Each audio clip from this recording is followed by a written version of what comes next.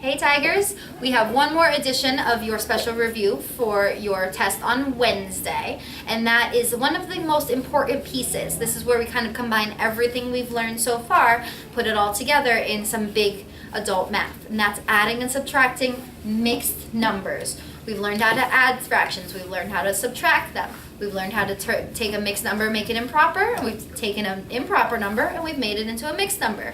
So now we're going to put all of those pieces together and really work on this special adding and subtracting process. Now, I'll be very honest with you. So far, this has been our weak spot. We've had some trouble with this as a class, and that's okay. But that means that this is what we want to focus on and practice extra hard to make sure that we own it on Wednesday when it's time for the test.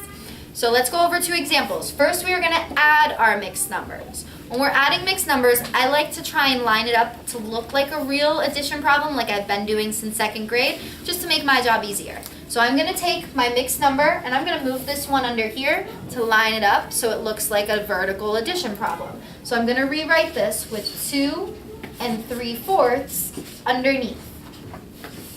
Now that I've rewritten it, now I'm going to add my pieces. And when I say add my pieces, I'm going to go one piece at a time. The first piece is the fraction part of the mixed number. So I'm going to add 3/4 plus 3/4. Who can raise their hand and tell me what the fraction I'm going to get will be? 6/4. 6/4. 3 plus 3 is 6, and our denominators do not change. So 6/4. Then I'm going to add the whole number piece. 5 plus 2, that gives me 7. So I have 7 6/4. So I'm done.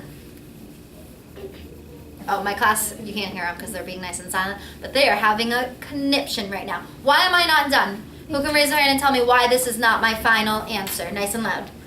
Because the 6 is bigger than the 4. And what kind of fraction does that make it?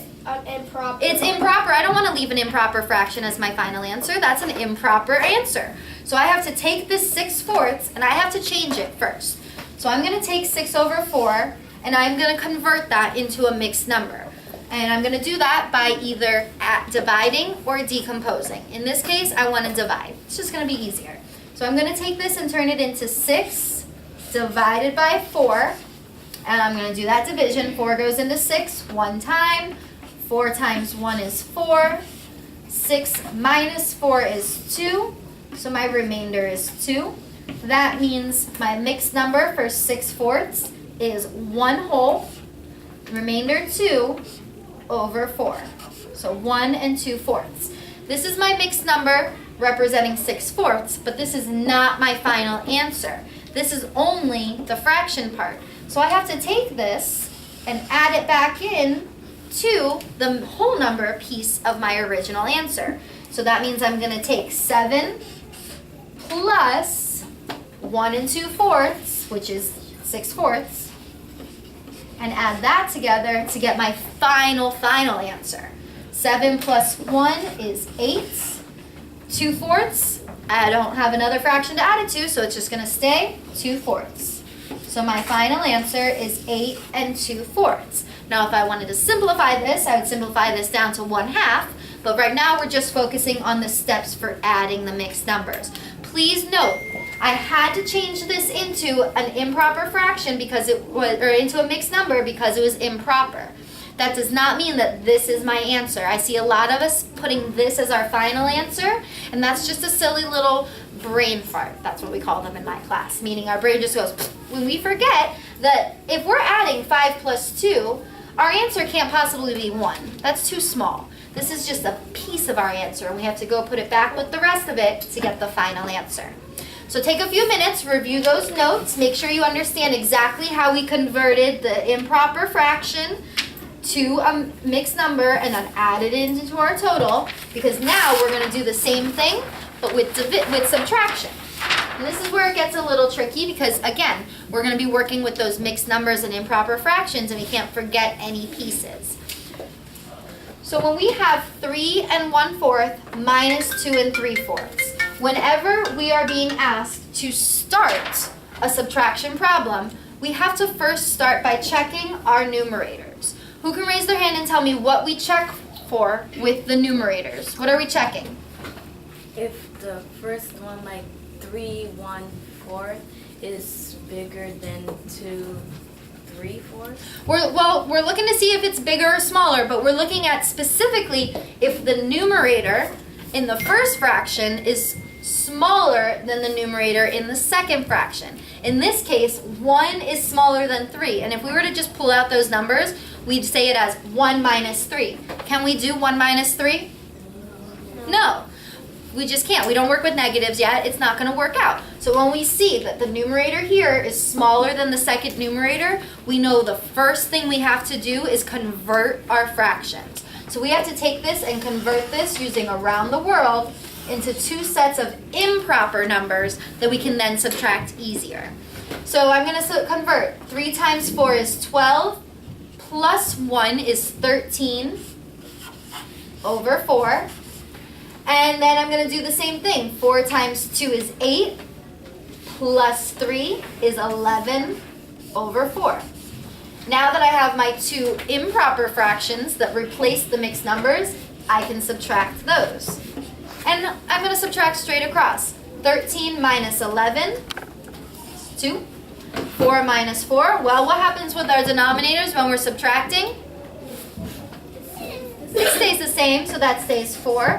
So I get 2 over 4 as my answer. Could this be my final answer? No. What if I asked you to simplify it? Would this be my final answer? Yes. How can I simplify this down? What would this simplify to? 2 over 4. If I simplified this answer, what would it be? 1/2. So my final answer is 1 over 2. Because 2 over 4 can both be divided by 2. 2 divided by 2 is 1. 4 divided by 2 is 2.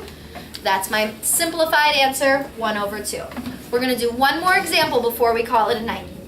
So the last example we are going to do together, we are going to subtract. Let's do 4 and 1/3 minus 1 and 2/3. Well, again, I need to follow the same steps we were talking about, which means the first thing I do is I check my numerators. I have numerator 1 minus numerator 2. 1 is smaller than 2, so I'm not going to be able to do this without converting it first. So the next thing I'm going to do is do that conversion. And I'm going to turn this mixed number into an improper fraction and this mixed number into an improper fraction. 4 times 3 is 12, plus 1 is 13 over 3. 3 times 1 is 3, plus 2 is 5 over 3. And then I'm going to subtract. 13 minus 5 is what?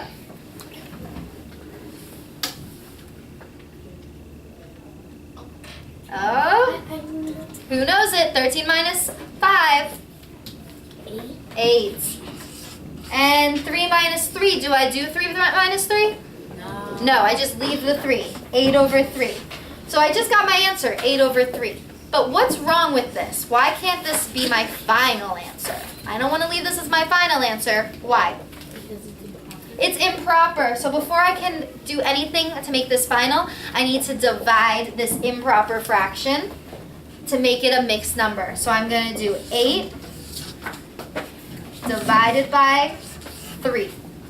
3 can go into 8 2 times. 3 times 2 is 6. 8 minus 6 is 2, so my remainder is 2. Well, I can turn that into my final answer. 2 wholes, remainder 2 goes on top, and my denominator stays the same. Denominator is 3. Now the major key here was that I convert it back. If I put 8/3 as my answer, I might get some points, but I won't get all of them. I might not get any points because this is improper, and we don't want to leave our answer improper. We always want to convert it to the mixed number form. So my final answer would be 2 and 2/3. Hopefully, this ton of information we just threw at you isn't seeming too confusing yet because you've been practicing this for weeks. This should all just be review at this point. If there's anything that you're really struggling with, please ask your teacher. Ask me tomorrow in class.